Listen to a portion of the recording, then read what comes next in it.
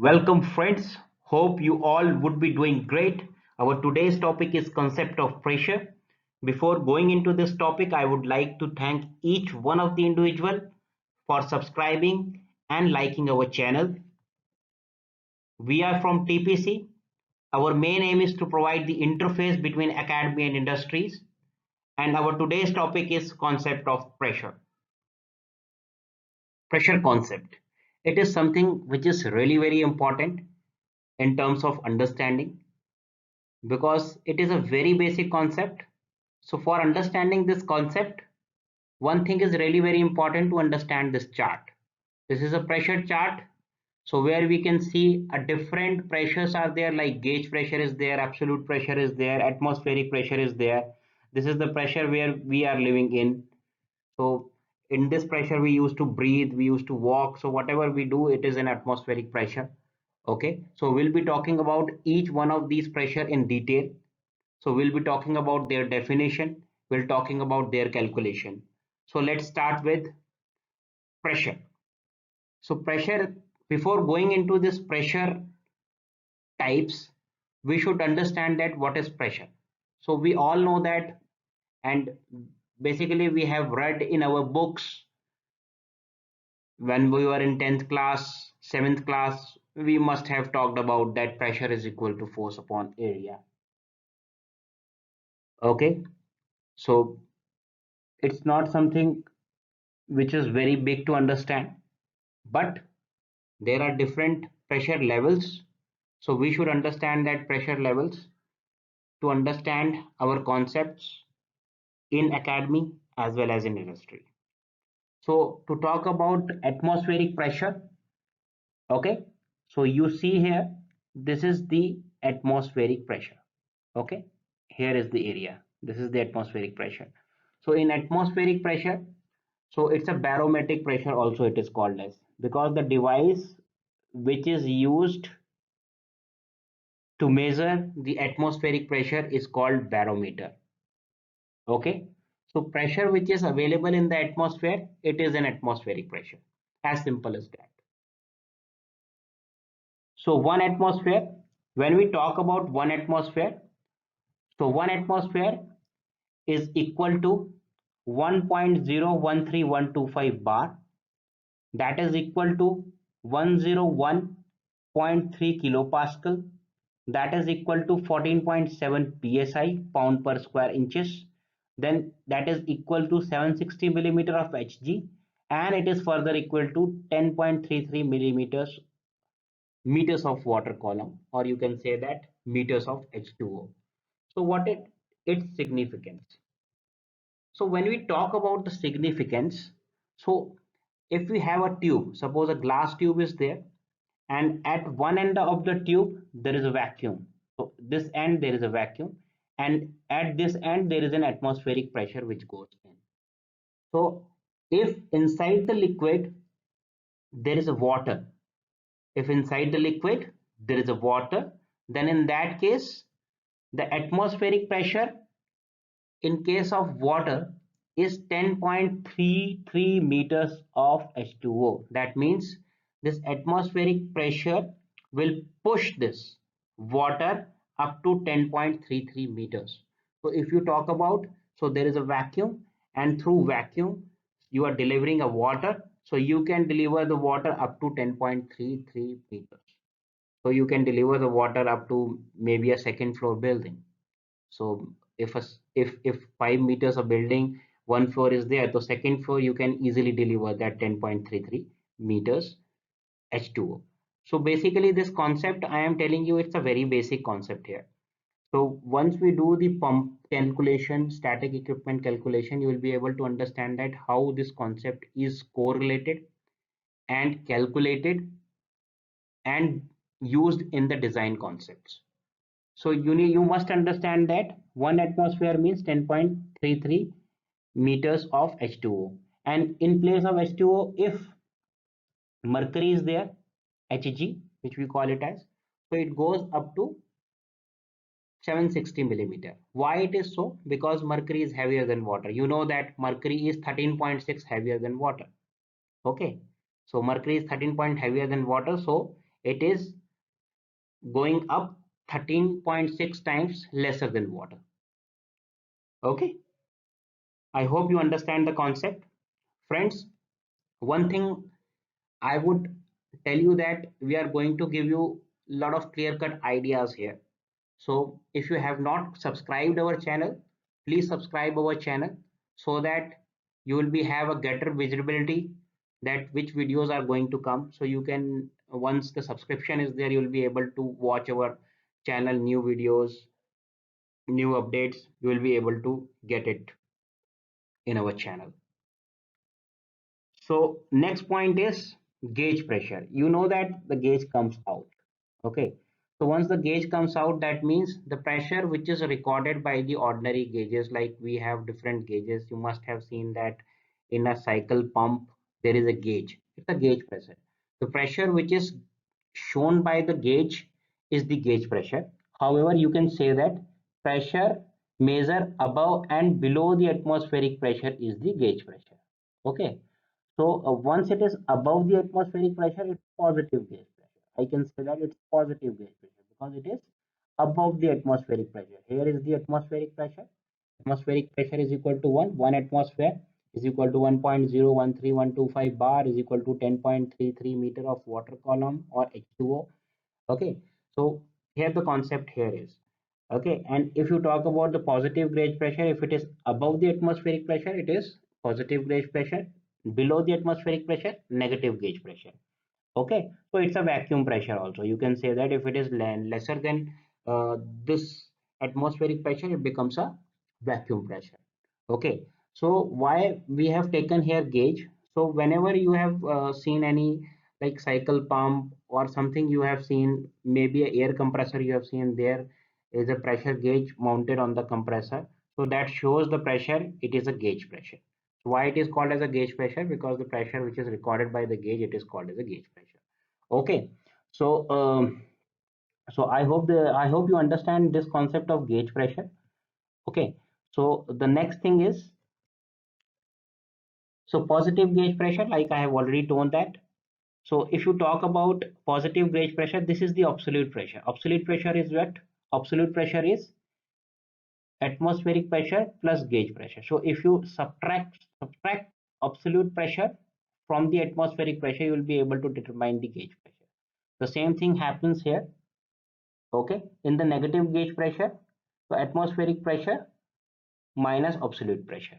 Okay, it's a negative gauge pressure. A simple concept. It's a simple mathematics. You will be able to judge it that what is the absolute gauge pressure. One thing you need to understand, that you need to understand this entire picture, that you will be able to draw this picture. Otherwise, the concept would be difficult. However, it's very easy. There is an atmospheric pressure.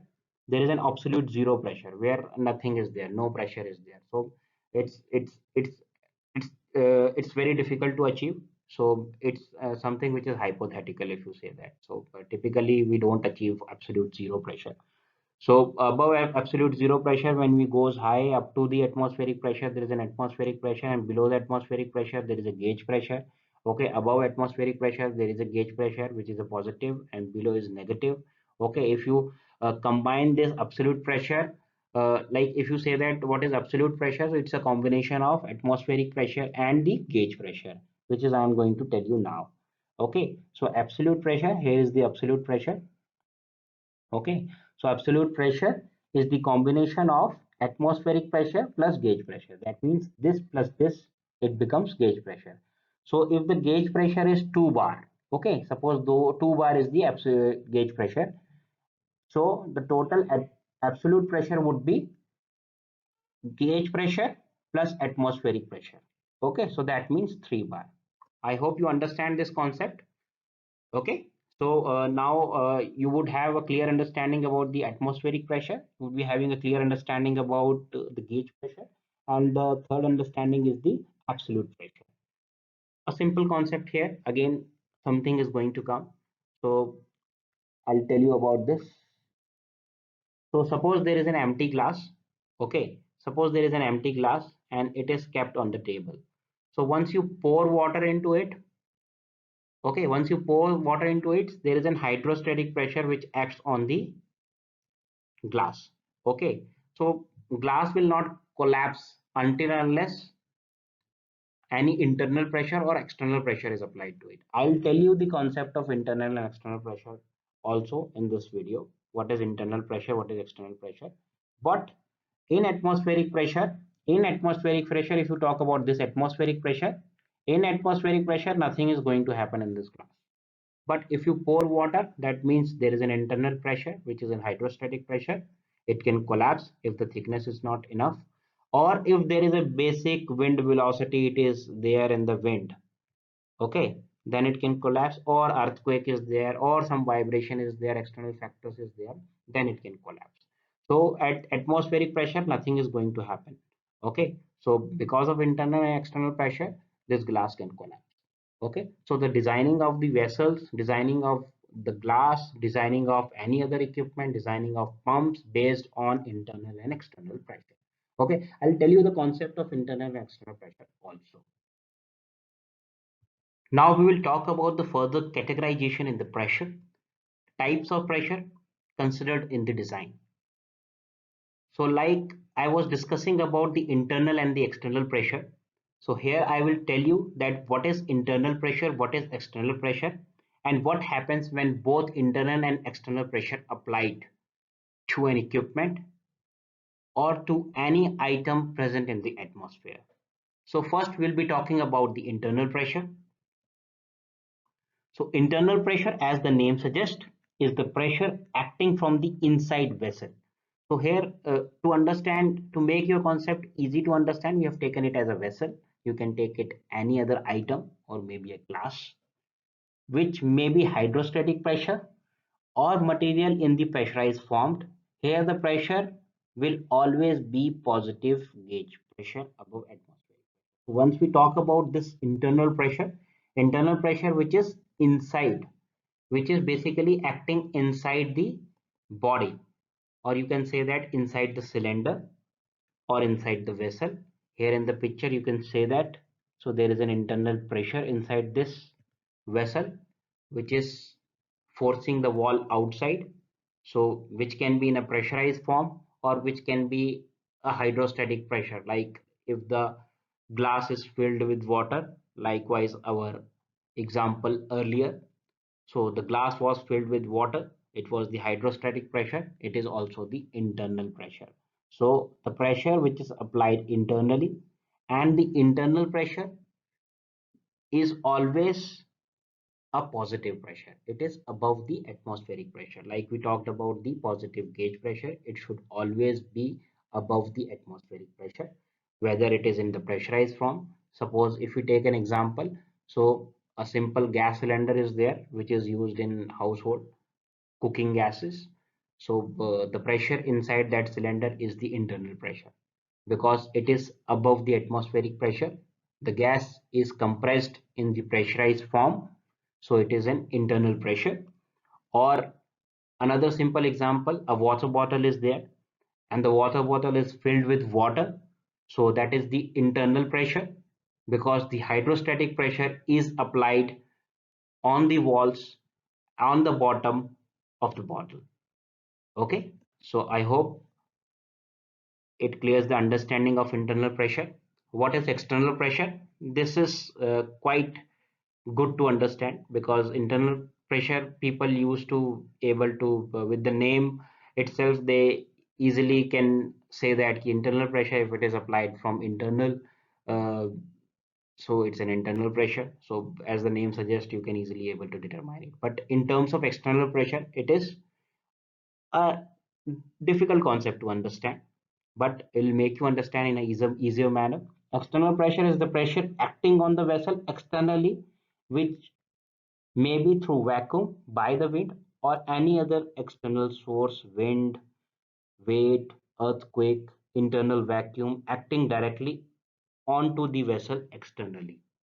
So if the pressure is applied externally means what here? So internally the pressure is not there, okay, but it is applied externally. So the atmospheric pressure want to come inside the vessel. When it will want to come inside the vessel?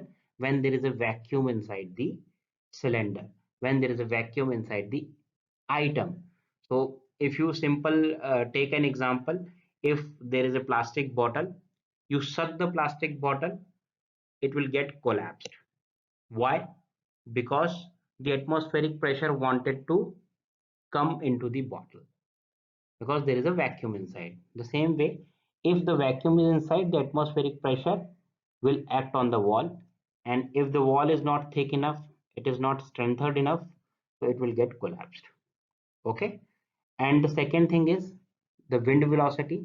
Suppose a big equipment is there and there is a good amount of frontal area. Frontal area means the area which is acting directly perpendicular to the main wall, to the basic wind velocity where the wind is blowing. So then in that case also this external pressure is applied. That means on the walls there is a wind with the velocity will force that, which will convert it into pressure. So basically that wind pressure will also be called as an external pressure. So whenever there is a vacuum inside the cylinder, whenever there is a vacuum inside the equipment, so the atmospheric pressure tend to come inside the vessel. So it can cause the vessel collapse if it is not designed properly. So for the designing purpose, these two things are important. So if you have both internal and external pressure, could you imagine what will happen? So once you fill something inside it, so it becomes hydrostatic pressure. Once you take it out something, so there is a vacuum inside. So in both the cases, you have to design your equipments according to this. So internal and external pressure plays an important role in the equipment designs, in the designing concept, in daily routine activities as well. If you take a simple example of water bottle, if you put a water inside a water bottle, it will be called as internal pressure. If you suck air inside from the bottle, it will called as external pressure, because the atmospheric pressure tend to go come on the walls of the bottle, and if the walls are not strengthened enough, its thickness is not enough, it will collapse. Okay. So we come to an end of our topic. So thanks for watching this video. Do like and subscribe. We will be happy to answer your questions. Please comment. Please give your feedback. Thank you.